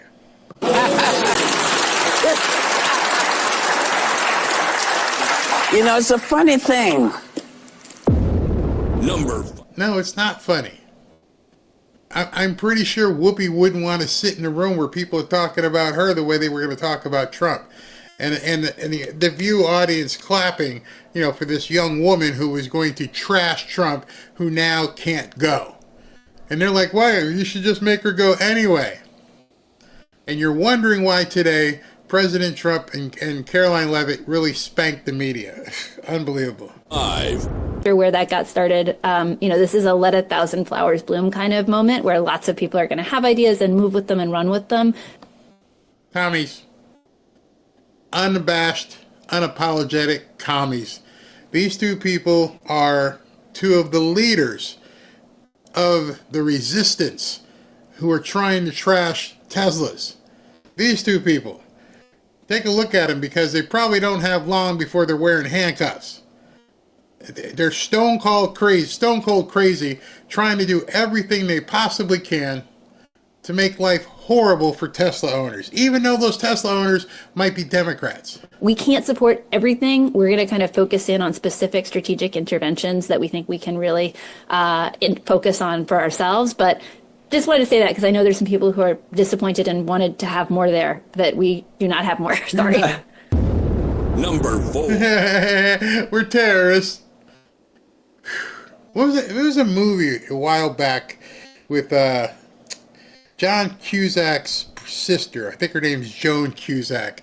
And I think the husband, I forget who it was, but they lived next door and they were just nice people and they end up being terrorists. They were looking to bomb things. It was a wild movie that these people moved into this neighborhood and the husband and wife were terrorists. That's these people. That's these people. They're just, we want to blow everything up. As President Trump and I have stressed many times before, economic security is national security. One of the most important roles we play at Treasury is safeguarding American interests against foreign adversaries. Today, I'm proud to announce that we've taken decisive action against the Sinaloa cartel, one of the most notoriously violent criminal and drug trafficking organizations in the world. Our administration is committed to cutting off their funding and neutralizing the threat through all available tools. You know, this came out today, and it, again, the people, you won't see their heads were exploding, but you get what President Trump and his team are doing. They're finding all of the spigots of cash. Instead of, like I said, we're at a civil war without a musket being fired or anything. Well, the return fire is basically just turning off the spigots, turning off the cash flow so they can't do their dastardly deeds. And one by one, you're seeing them just basically turn this stuff off to the point where it's choking. They can't move. There's no money. And that's where it's starting to get dangerous because they can no longer, we saw the protest. There was no real riots. They can't pay for their army of orcs, the Black Bloc and the Antifas. There's no money. And every single day, the Trump team is just turning off more and more. Leveled sanctions against 6 individuals and 7 entities involved in a money laundering operation, cutting off financing for these evil people. Today, the Treasury's Financial Crimes Enforcement Network also issued an alert to help financial institutions detect and deter bulk cash smuggling by transnational criminal organizations in Mexico. Wait, Scott, hold on. It's 2025. That wasn't in place? You guys are the ones who are now just putting this stuff and advising banks? What the hell were the banks doing? What was the government for? Oh, that's right. It was Wally the Nigerian just moving money around the country and nobody ever asked any questions. Pay everything. Don't deny anything. Just keep paying it. Move money around all these different banks. Do what needs to be done. And all we're seeing, these guys, for as astute as they are, probably have some of the easiest jobs they've ever had. This is pretty easy. We're just walking in going, dude, turn that off. It literally is that simple. Hey, man, can you stop that? Just flip that switch. How the hell did they not flip that switch? I don't know. So that switch has been on for what, 10, 12 years? Yeah. And all this just keeps happening, and all somebody had to do was show up and say, stop this? How many incompetent people were there involved in the Biden administration? Not that many. They were complicit, not incompetent. The bankers who were working with them and looking the other way, and they're seeing the money flow in and out of accounts. You don't think Pam Bondi's checking all that? Hey man, you moved $50 million through your account last year, and it came from this cartel. What in the hell were you thinking? They're not doing anything extraordinary. They're just doing stuff. When you heard this afternoon where Mr. Garcia was talking to Elon, and he said, hey, listen, what we're going to do with Social Security is we're just going to enable two-factor authentication, 2FA. Duh. You guys don't have 2FA? No. What do you mean you don't have 2FA? I don't know. Nobody ever told us. Put this on. Flip that switch. Oh. Yeah, that's going to help. What? Nobody was looking. They didn't care. How did the border is down to now 94% less crossings. How did that happen? Oh, we just did our job. Wow. The Sinaloa cartel has invaded our southern border. They have tortured and murdered countless of our citizens, dedicated law enforcement agents like Kiki Camarena, and veterans like Nicholas Quetz, who was only 31 years old when he was ruthlessly taken from us. And the group is responsible for a significant amount of the fentanyl and illicit drugs brought into the United States. Drugs that continue to kill innocent Americans and destroy families every single day. Today's action builds on the great and coordinated work across the Trump administration, from the White House to DHS to the DOJ. We have a steady drumbeat of regulatory and sanctions actions, as well as national security actions, sending a clear message that American strength is back. Okay, so I'm confused. I'm confused because Secretary Bissett just said the White House, DHS, Homeland Security, DOJ, that would be Pam Bondi. I thought you guys, some of you were saying Pam Bondi wasn't doing anything.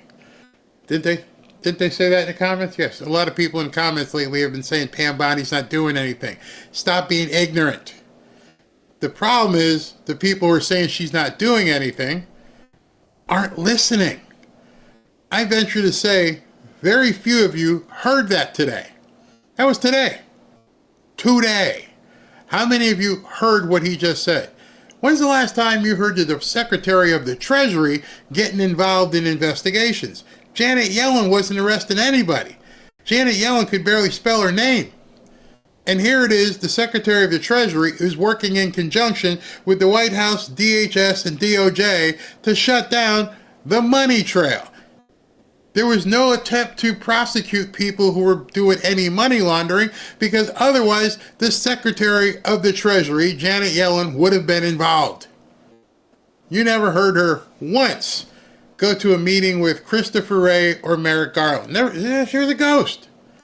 And so today, the announcement comes out, which probably most people never saw, where the Secretary of the Treasury we just shut down a huge money laundering network. Who else was involved? DHS, Pam Bondi. Yeah, we all work together. And yet people are out there saying, she ain't doing nothing. That's because you're not seeing it. You're not watching. You're not seeing what Pam Bondi and others are doing. So much is happening. They're shutting down networks of hundreds of millions of dollars per month. All kinds of trafficking, everything. You hurt the money first. The rest of the stuff comes later. Start turning off all these spigots. Start arresting these people at banks. Start arresting the people who were doing. What do you mean she's not doing anything? Sheesh. Number 3. The French court has found the far-right leader Marine Le Pen guilty in her embezzlement case. Her political future and aspirations to be president of France now look to be in doubt. Well, the 3 judges were ruling on a case that centred between payments between 2004 and 2016. They were... Number. Hope you've seen the Eiffel Tower. I hope you've had some fresh croissants, that good wine that you had bought from France, because that country has now fallen. That country has now gone to the wayside. That country had their top political person, just like Trump was, but they succeeded. And they're throwing her in jail and not allowing her to run for presidency. They learned that from America. It's not enough to put you in jail. We just need to also make sure you don't run for anything in the future. I don't know how any world leader of any substance can look at Macron in the face anymore. Trump needs to put like an 800% tariff on France. Let him go. That country's done. It's completely done for. They threw the woman who was leading to win in jail. Unbelievable. 2. Marine Le Pen, the far-right leader, got convicted in court and is now banned from running for office for 5 years. Do you have a comment about that? That's a big deal. That's a very big deal. I know all about it, and a lot of people thought she wasn't going to be convicted of anything, and I don't know if it means conviction, but she was banned for running for 5 years, and she's the leading candidate. That sounds like this country. That sounds very much like this country. You see, President Trump's in a position where he can laugh at it now, after everything that's happened. But she's done for. That country's done for. They might as well call it, whatever, make up a name for it. Islamabad 2. It's done. I wouldn't go to France now if you paid me. They've just let everybody know we're going to continue with our new world order over here. Hopefully we can get to the point where the United States gets back on board and we can bring in somebody like Kamala or some other wicked person, but we'll be ready when you guys are. Man. For 1. Well, first of all, we've made a lot of changes across the board that have benefited the American public to how this White House is covered. We believe it is fundamentally unfair that a group of D.C.-based elitist journalists get to choose who gets to cover the President of the United States. The media has changed a lot in the decades of press coverage here at the White House, and it's time that coverage changes with it. We've made some critical steps towards that by changing up how the press pool is decided, who gets to go on Air Force One. We've opened up that access to new media and independent journalists. And as for switching up seating in the briefing room, it's something we are seriously considering. And we tried to broker a meeting with the White House Correspondents Association board today to discuss that matter. But unfortunately, their president sent out a fundamentally unserious email to the rest of their membership, making it clear that this is a group that doesn't care about press freedom, transparency, and access for all media voices, but just cares about having their monetized monopoly over the briefing room. And I would remind them that the briefing room is part of the people's house. It belongs to the American people. It does not belong to elitist journalists here in Washington, D.C. Tell them, Caroline. Tell them who it belongs to. And then give me the call and get me up there. Because I'll ask you some real questions. Sometimes it might be a little tough questions, but I'm going to ask the questions. These people are, again, wigging out. They are such elitists. They are so entitled, privileged kids. The Caitlin Collins of the world. And now they're finding out that this stuff is going to be taken away from them. They can't take it. They're completely losing it. Seems like they're always losing it. But now, just imagine, you may see Alex Jones in Caitlin Collins' seat. Could you even think how that would happen? They think they own the press corps. They told people, don't do this, don't do that. You heard one lady at the press conference last week who said we weren't even allowed to ask about election integrity in the last election, the 2020 election. They weren't even allowed. I'm like, how are you not? What do you mean allowed? Oh, that's right. You would be ostracized and you wouldn't get to play with the cool kids. Now, cool kids, get out. All the young people, all the new people from new media, we don't need you anymore. Don't need you whatsoever. And I love what she's doing. I know she's taking a lot of heat for it. It's incredible to watch this thing actually happen where Caitlin Collins and Peter from MSNBC, and they're telling them all, get bent. Step. We don't need you here. I'm not coming into this press conference, once or twice a week and have you throw rocks at me. It's not needed. I'm sorry. I want to talk to people who actually want to see America prosper. You people obviously are antagonists. You don't want to see America get better. You don't want to see people win. It's disgusting. And I for one am glad that she's doing it. I remember how quiet the press corps used to be under Biden. Yep. Yep. Carolina is great. I believe so. Through Peter Alexander, that's his name. change French pastry to American pastry. Yep. I wouldn't buy anything from them. Not going to do it. Let's see here. Very close enough to hop on a plane with the prez. It could happen. He's right. Yeah, when he's down here at Mar-a-Lago, I'm right here with him, right near to him. The news people are so disrespectful to her all the time, and why would you put yourself through that? I don't know why you would do that. yeah. No more calling them French fries. Now they're just fries. Yeah, Caroline is MAGA. She brings the receipts and commands the room. Absolutely.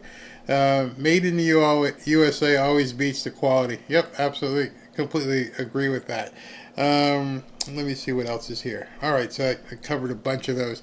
I'm just over it. I'm just over everything that these people have done, what they've tried to do, how they've tried to trash you, trash me, everybody who's MAGA. And they're still doing it. Still doing it as of last night when that lady went on The View or whatever she was and said, we're not even human. Getting old. It's really getting old. Man, I'm so sick of these people. All right, let's give away some hoodies. Let's give away some hoodies. Hoodies. Okay, hold on. Let me pull this up so I can give away a couple hoodies and be ready to go. All right, where's Tommy's drum roll? I thought I had it someplace here. Did I delete it? Where's Tommy's drum roll? I thought it was number 30. Okay, 36. All right, let's do this. Let's do Tommy's drum roll and give away some hoodies. All right, so let's go ahead and get ready to do the hoodies. What's going on here? All right, live draw. Let's do it. Internet's running slow. Hope ever the storm's not coming. There's the drum roll. Edna Segura. Edna Segura, you have won a free hoodie. Let's go ahead and get number 2. And do it again. You guys need to be sending me some pictures too. I want to see some pictures. Number 2 here. Deanne White. Deanne White, you have won a free Trump hoodie. And let's go with one more. And Lynn, I'm going to pronounce this. Lynn Nguyen. Nguyen. I'm terrible with foreign names. I'm absolutely terrible. I'm proud and I'm happy that you are a part of this. Thank you. But I can't pronounce your last name. And it drives me crazy when I can't pronounce people's last names. All right, so let me go ahead and get ready to mention Super Chats. And let's go ahead and do that. Get this screen ready for people who are coming in. Where's that? What did I do? Okay.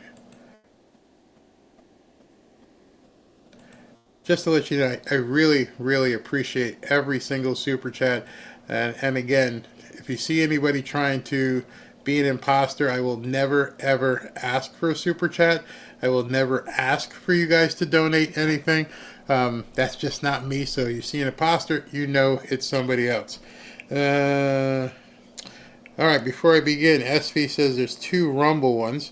Let's go ahead and take those first. And SV says, who do we got here? Yeah, you didn't give me the names. Who are the names of the people on Rumble? It says 2 nice Rumble super chats. Oh, he sent it to X. Hold on. He sent it to my X message so I can pull them up here. Let's see who they are. All right, so we got a super chat from Kit MAGA, K-I-T-T, MAGA. And we have a super chat from Mydar, M-Y-D-A-R-R. Thank you. Thank both of you guys or ladies for doing that.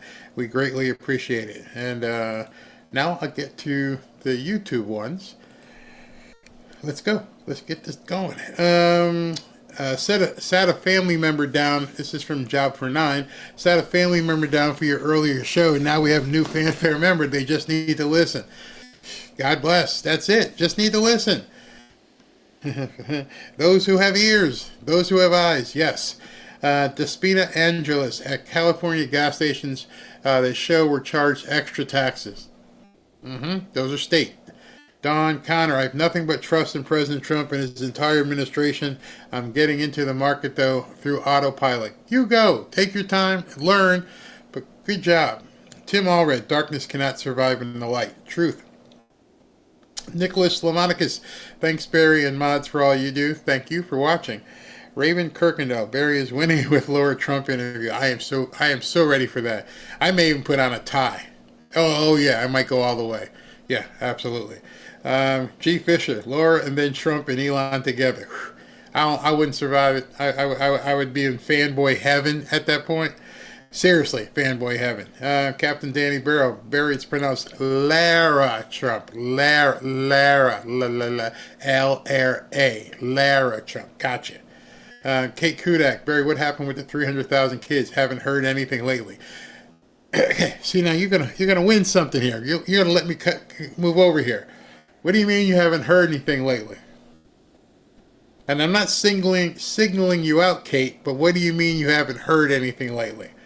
I'm pretty sure if you watched the show earlier, and I'm pretty sure if you watched the show tonight, and you watched the show a couple of days ago, you are seeing that much of the money used to move these kids around is being turned off.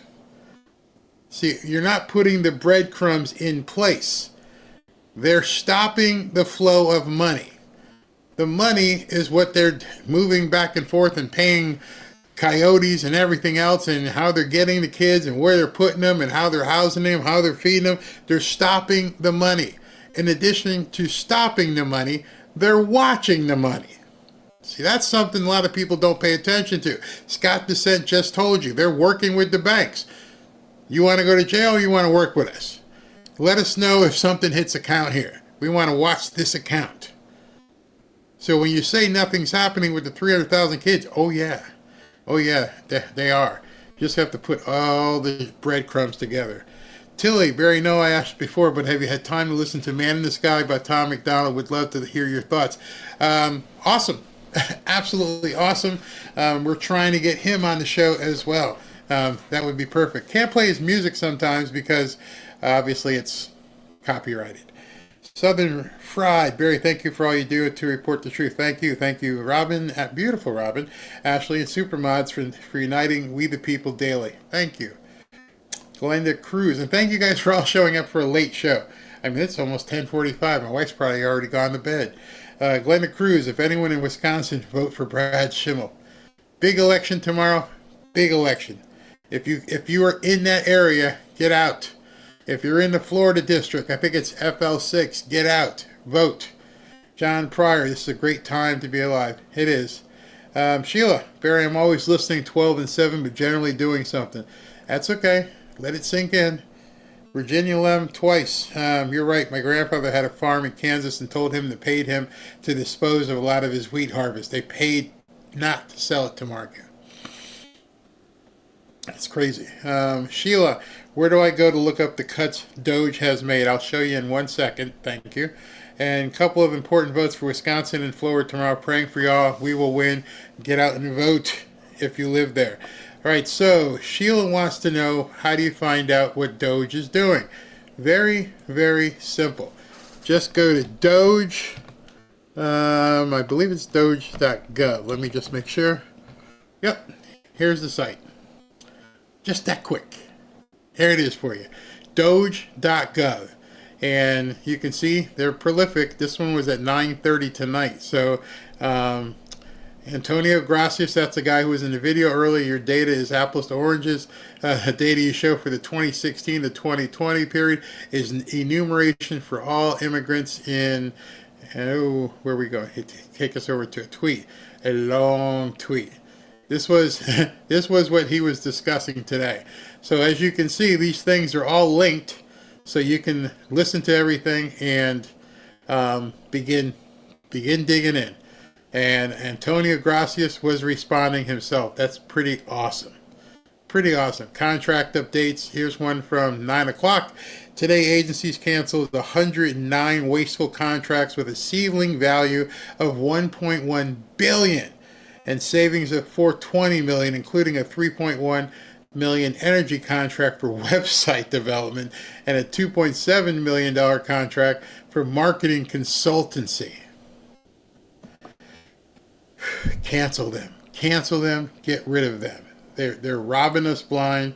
They're laughing at us. They've been putting this money in their pocket for all this time, and it's just crazy. Let me just look at this real quick. See if I have anything else I need to cover. No, I'm pretty good right now. So in any event, I'm glad you guys showed up for this evening show. Greatly appreciated. Hopefully 12 o'clock tomorrow, which usually about 1 o'clock is when Caroline Levitt does her Tuesday press conferences. So thank you guys very much. Your after party is coming up. You guys love that. I love that you all get together and talk and discuss things in there. Have a great evening. I'm going to go eat some dinner, kiss the wife good night, and I'll see you guys at noon or so tomorrow.